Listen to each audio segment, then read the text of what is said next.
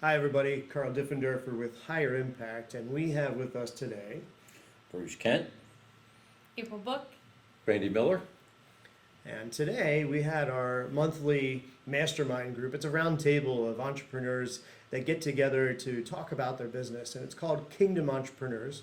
And the focus is helping those in the workplace who own a business or who are business leaders how to move their business in such a way that it's a great reflection of God's kingdom, while at the same time working on their business and making it run more smoothly and get them out of the weeds, as Randy would say, and those types of things.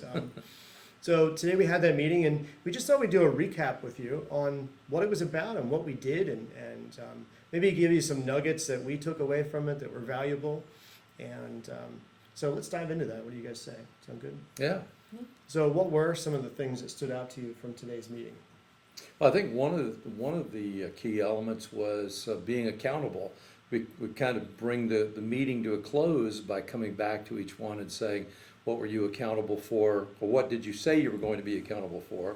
And then what are you accountable for? And we kind of start with the end here, but then when you fast forward back through the meeting, you hear a variety of things that people mention along the way, such as someone who says, I need to make myself more marketable.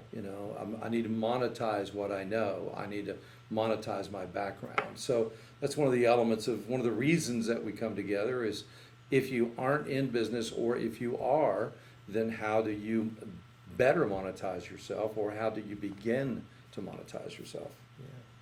One of the key things I took out of today was just the concept, or and I've heard this before, thought about this before, but your staff are actually your customers. A lot of us we have plenty of business, but we need more team members. There's a lot of business owners out there that are struggling with that right now. Actually, that's the thing that I hear the most. And so, if we treat our staff in such a way that we really, really care about them, and we're leading them and guiding them and caring about where they're going in their lives, we're actually creating customers, which is kind of an interesting way to think about it. And they're a really great sales force for you as well. Yeah. They're the ones who communicate the value of your company to others. Yeah. I think it's important to Go look ahead. at your staff as your internal customer and making sure that you as a leader are serving and developing that internal customer base. Mm-hmm. And then, Randy, as you said, they become your own sales force, not only because they talk about your business or product or service, but maybe why they work for you, or why, you're a great organization to be a part of. Yeah. I think that's getting out of the management syndrome employee and becoming a leader and adding value to them and finding out what they can give to you in terms of building your business. Because if you just treat them as an employee, they're there for a paycheck. That's it. And you don't want them there. You want them to become a part of your sales force, a part of your customer base, but also a part of the ownership of the company. As you understand what I'm saying, not that they own a part of it, but they feel integrated into the company. Yeah, for sure. I think sometimes, we think of, if someone were to ask a question about assets, we might think of bank accounts and what properties we have available to us in the context of business. Sure, yeah. But an employee, think about how much we invest in an employee over a given year or over a 5-year period. What a wasted asset if we don't see those people that have, they choose to join us, they choose to be with us. Some people think of employees as employees, but really they volunteer to show up to work every day and do what they do. Yes, we're paying them, but they're volunteering to be there and to continue to be with us. So they really are a tremendous asset in the context of what we do in our business and work. And they live in the community. Yeah. They can either build your business up or they can tear your business down. Yeah, exactly. Yeah, and you really want people to be engaged in the cause of your business. That was another thing we talked about, the cause. And so the cause of your business is not just making money, but it's what difference am I making in the world around me? If you have some kind of cause that you're connected with, your employees will connect to it, and your customers, and it'll actually create a following of people that are die-hard committed fans of your organization. That's really, really powerful, and a lot of businesses are missing that today. They really need to focus on that. Mm. So, But one of the number one reasons that people often leave a company is management. So if the employee's perspective of their management, if they're seen as an asset, they're far less likely to leave. They feel more plugged in. They feel part of the vision and mission of the company, and certainly its connection to the community. yeah. And then another thing we talked about today was the approach of using Facebook Live or video to really make our business shine more in the community, to let people see us more.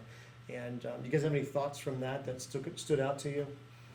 I think there's a lot, maybe in the younger generation. I'll look here in April's direction. What's younger? Yeah. Well, I'm going to look at April. I'm not going to look at Carl. Carl just had a birthday, so Thanks, he man. kind of passed over a threshold, and we'll not go there. But well, I did, didn't I? Yeah, I turned there you 40. go. Everybody, I know it's been a long time coming. Many of you know me in the business for many years. I started when I was 24. So yeah, I'm finally getting old, I guess. So, not all of us think in terms of how to use social media, but I think there are many of us who do think in terms of what is our social media footprint, what's our interaction, how do we kind of stay on someone's radar without being, without imposing on people, but staying in front of people. And I think that was a tremendous part of what we talked about today, and we sort of focused on using video to do that, a brief video. So really, we're doing that here now. Yeah, that's true. Yeah. Yeah. Well, I don't know. Is there anything else we want to go over before we close? I don't think so. We're good? Yeah, Moment of we're pause. good. Oh, one thing I will say too is, I don't know how you are as a business leader in the community, but this group here is about taking a pause to take a hard look at what's going on in your world so that you have better movement on the things that you have going on for you. And so we invite you to come out sometime and join us because I don't know about you, but most people are go, go, go. Our culture is really good at that. And if you don't take moments of pause for yourself, like kind of going to the gym or going to church or whatever it is that you do to take those moments of pause, why not do it for your business and take a moment to really say, okay, how am I doing? I think that was exemplified by the question of what pain point are you handling for somebody? What is their pain point? And not physical pain that you discussed, but why are they seeking you? What's the emotional aspect? What's the financial aspect? Something like that. And a couple of the business people here today kind of stopped and I never thought about that. Yeah. And they kind of started directing themselves and their thoughts towards, okay, what am I really doing to meet this situation for the person? Meet the need of the pain point Right, of their the pain client or point, yeah. customer. Yeah. Exactly. Yeah. Yeah. The customer, one of the things we talked about was the customer buys for an emotional reason. There's always a pain behind it. And so I'd ask you to think about, what is the pain of your customer? Why do they decide? What's that movement towards you that causes them to buy from you? That was another part of our conversation this morning, very valuable. Our customers buy because they have some kind of pain that they think we can fix for them. What is yours? So I challenge you to think about that. But I think we're good. Thanks for joining us, everybody.